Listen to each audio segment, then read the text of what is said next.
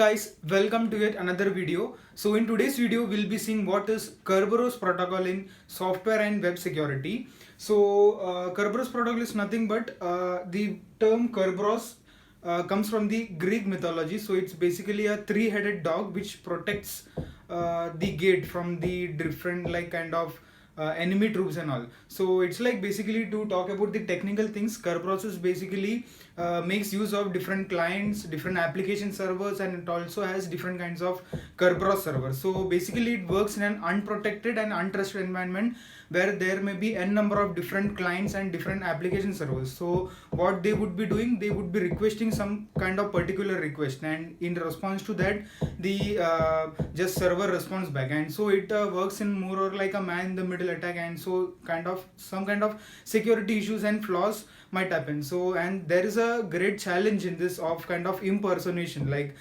some user or some kind of client may prove it to be the legitimate user, and it's kind of different problems might occur in that. And so we have this Kerberos protocol which is built on top of the DES algorithm, that is the data encryption standard. And so we'll see what is the diagram or how the Kerberos protocol basically looks or works like. So you have the user here and you have one Kerberos block which has two components, that is Authentication Server and TGS, that is Ticket Granting Server. And then you have some kind of application servers here. So basically what this does is user initially requests one kind of TGT to this authentication server, and TGT is basically ticket granting ticket. So it requires certain kind of ticket for initiating that kind of particular activity or that particular kind of transaction. And then what authentication server does is it in response to an acknowledgement, it sends back the ticket as well as the session key for determining how much time period the particular user has to perform that kind of action.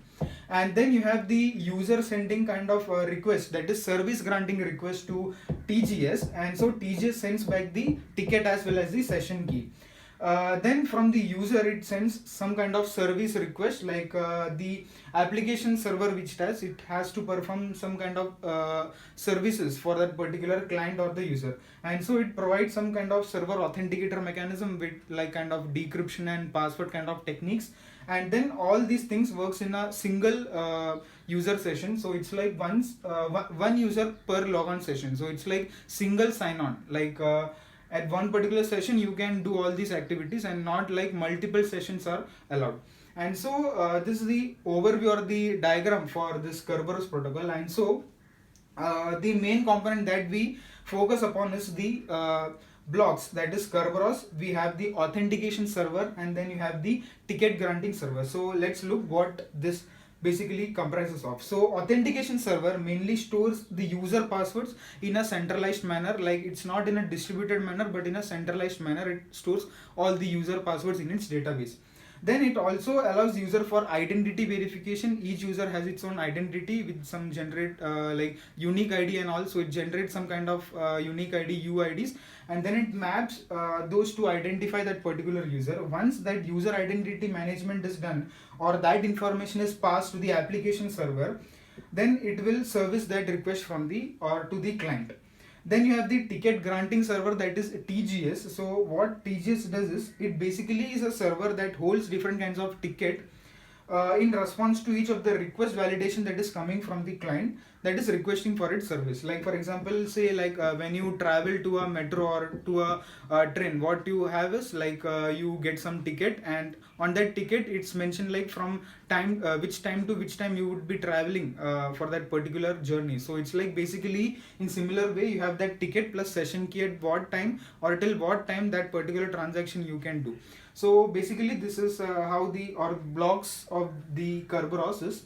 And then you have the working. So working is basically I've detailed into 5 different steps, so it's very easy. So let's look on that. So the client first sends those message to the authentication server, that includes user ID as well as a request, and that request is basically the ticket granting ticket, that is TGT. So it's basically user sending that request message having UID, his user ID plus TGT, that is ticket granting ticket request. So it's like he needs one particular kind of ticket from some kind of server or some authentication body.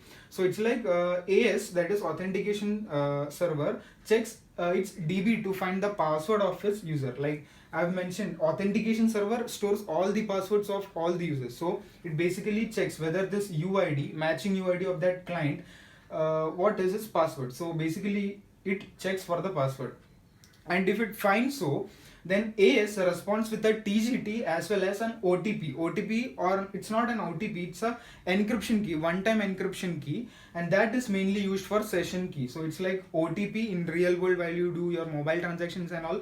So it's like one time, you can use it one time, like it expires for 15 minutes or 30 minutes. So it's like encryption key is there, and that's called as the session key. So for that particular session only, it can do that particular kind of transaction. And so it responds back, that is Authentication Server responds back with the TGT that is from here, along with OTP or the encryption key which it has, that is basically the session key.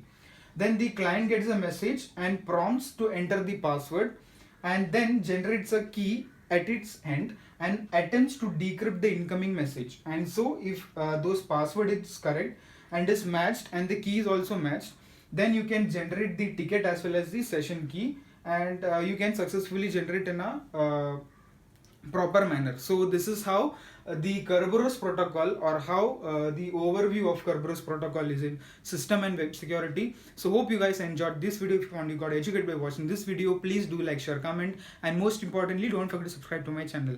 Thank you very much for watching this video.